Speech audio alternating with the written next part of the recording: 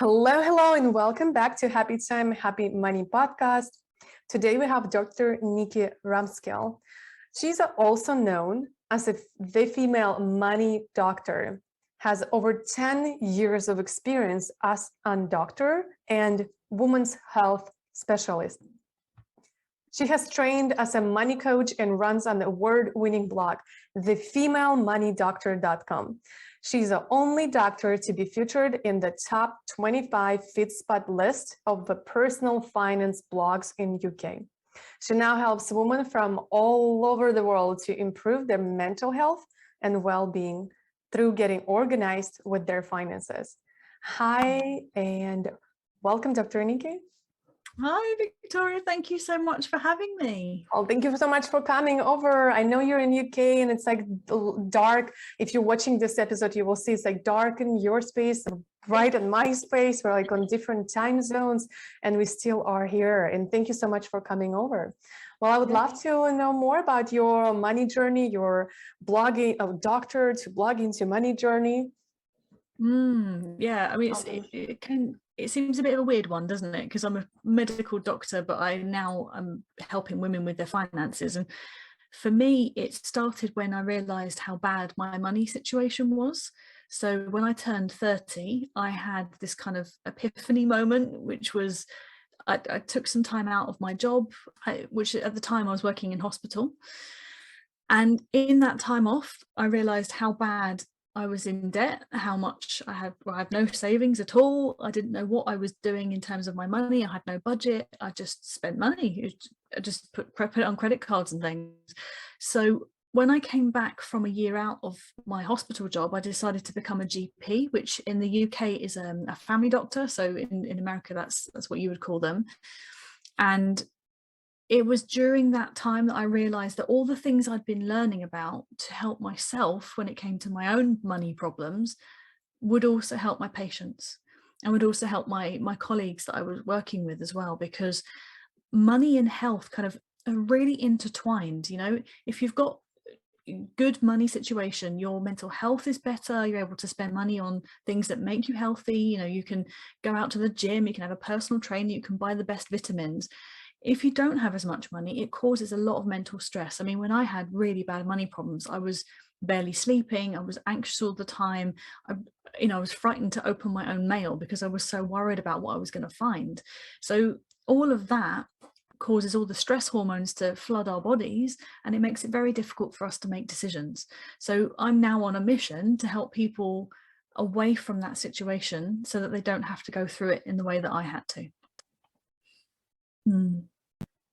Oh, that is so in need in society. And I feel like a lot of, once we're in early 20s, we just spend money, hang out and think they're unlimited.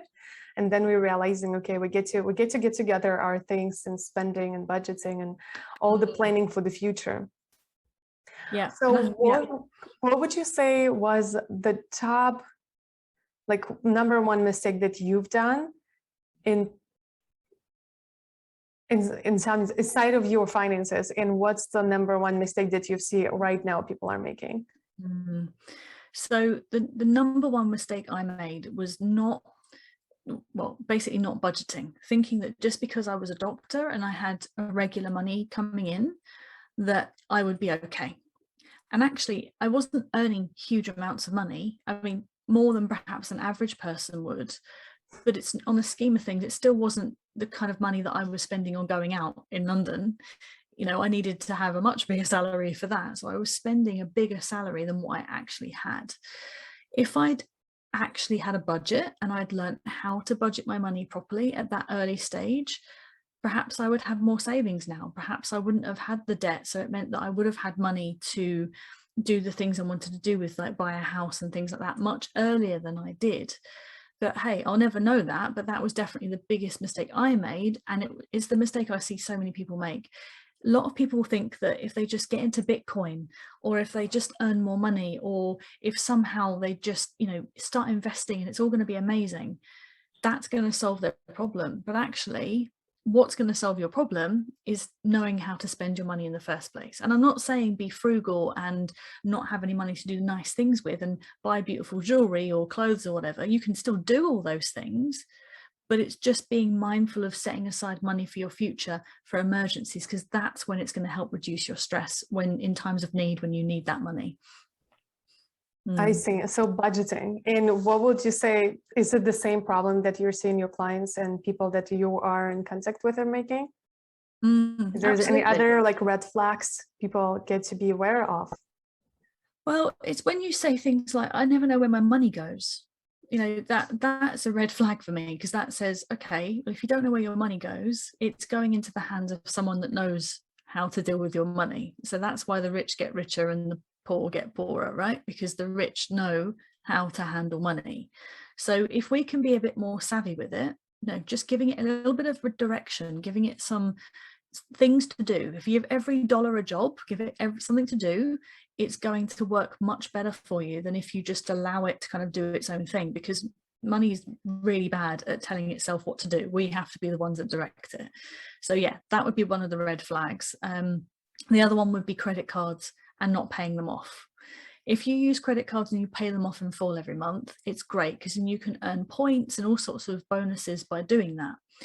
But if you put money on a credit card and then you don't pay it off in full every month, and then you keep adding to it, you're just building up this mountain of debt that's only benefiting the banks. It's not benefiting you. So you have to get yourself into this habit of always paying your credit card off, or not using it at all if you can't. I couldn't use credit cards for a long time because I couldn't trust myself after I got myself into all that debt.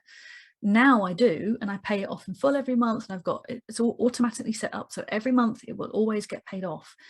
But that's taken me a long time to get my head around that, and I still have to be careful, because otherwise I'll end up overspending. So yeah, I'd say that was another one of those red flags. And the other thing as well is that there are different money personalities out there. So it's not like one person will do everything the same as another person. Everyone does things slightly differently. So you'll have money personalities that will spend more. So I'm one of those. And then you'll have another money personality that's very good with saving, but not very good at doing anything else. They don't like spending their money. They're too scared to spend it. So everyone's different, and you just have to work with what you've got. I like that, money personalities. So how many money personalities are there? So I was taught by a woman called Kendall Summerhawk, and she's based in America, actually. She's awesome money mentor. And she says there are 8 different money personality types, and we've got all 8 within us. We can have access to all 8 of them, but 3 of them in particular will have the biggest impact on how we do money and how we literally do anything in our life. So my top money personality is a maverick personality type, and mavericks tend to jump from thing to thing. They like the get rich quick scenarios. They like the shiny object syndrome. It's the, you know, jumping around and thinking the next thing's going to be the one that's going to cause them to be rich. So I definitely had that mindset when I was younger, and that's probably the reason why I got myself into a lot of debt as well, because I was just, that'll be fine, we'll just do it, without thinking about it. Whereas my husband is the opposite. He's very careful, very cautious. He's an accumulator archetype. So for him, he looks at everything, he checks all the details out, he gets all the best deals, he makes sure that we're doing the right thing before we spend any money. And when you've got those 2 types of people working together, it can be a little bit, you know, you can cause some friction. But then you balance each other as well. Then you like balancing each other. It is. Yeah, it really does. And he helps ground me, and I help to push him out of his comfort zone a little bit. So we kind of, it's a bit yin and yang. Yeah, it's great. I love it. I think I'm more of a, like, your personality type, your money archetype type, like the one, okay, that's going to be next thing, you know, and I invested in Bitcoin when it was 500 or something. Yes. I was like, this is a great thing. I really like it. That's going to be next thing. And, you know, sometimes it is the next thing and sometimes it doesn't. So I love that. And I want to ask you a last question that I ask on filling actually a blank in a sentence. So it sounds like this. If you really knew me, you will know that I am blank. So if you really knew me, then you would know that I am a kind-hearted person. I only ever want the best for other people, honestly, and I will if I really like somebody, which I like most people, to be fair, it takes a lot for me not to like you, I will do anything for you. So yeah. So You're the supporter type. What's that, sorry? I call them, it's a leadership types. It's like I call them supporters. The supporters. There we go. Yeah. Love it. Yeah. So I'm very much a cheerleader in my group. You know, I celebrate whenever people pay off debt. I celebrate when they say, oh, I've just done this with my savings, or I've just done this with my investments. And for me, that's like the best feeling ever. Yeah. Super cool. Well, I know you have a free gift, an amazing free gift for us. Can you share what it is and what is your best social media to find? Okay, so my free gift is for you to do the quiz to find out your own money personality. And what I've done is, when you find out your money personality, you get your top one, and there's videos that go with that. So you get to watch videos on your gifts, your challenges, and then how you can bring that all into alignment to be working best with your money. Okay, so that's my free gift to you, and that's on my website, which is thefemalemoneydoctor.com. But if you want to come and find me on social media, I'm on Instagram and Facebook and LinkedIn. Awesome. And if you're watching or listening to this episode, we will link everything. You'll just scroll down, find the link of this episode and go there. You will find the video, audio transcript if you wanted to grasp something, catch something, quote, and get in contact with Dr. Nikki or me. Thank you so much, Dr. Nikki, for coming over to America and sharing your knowledge. And thank you so much for watching and listening to this episode. And I'll see you in the next series. Bye. Thank you very much. Thank you.